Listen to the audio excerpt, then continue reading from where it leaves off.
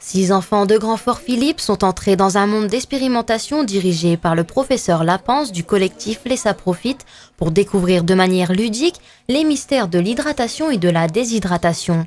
2 mots relatifs aux dessicateurs qui sont des machines du 19e siècle qui ont pour rôle d'assécher la matière. Le système d'assèchement, c'est quelque chose de lent, donc pour que les enfants puissent concrètement voir une expérience qui, dans ce temps des 3/4 d'heure, est flagrante. Voilà, c'était pas possible d'assécher, mais du coup de faire l'expérience inverse, de retremper son petit bout de pomme séché dans de l'eau et de voir assez étonnamment qu'elle reprend vraiment forme de vraie pomme. Pommes, algues, nouilles, divers produits alimentaires asséchés ont été immergés dans des pots remplis de liquide.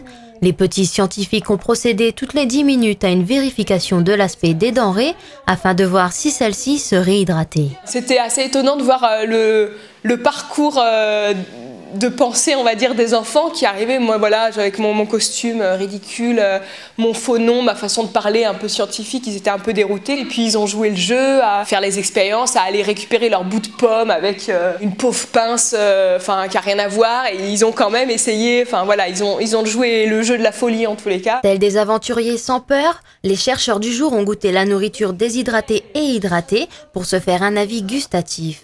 Un avis propre à chacun. Les pommes c'était bon, mais les algues, j'avais envie de vomir. Les pommes sèches étaient délicieuses et que les pommes réhydratées étaient berques. La mouillée, elle avait perdu son goût un petit peu, il restait un petit peu et c'était pas comme si que l'eau était rentrée dans la pomme.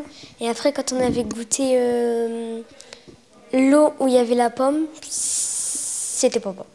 Une expérience qui a amené les participants dans un univers de réflexion, un avant-goût animé en guise de prélude à l'exposition Le Retour des dessicateurs qui aura lieu au corps de garde de Gravelines du 1er au 12 juin.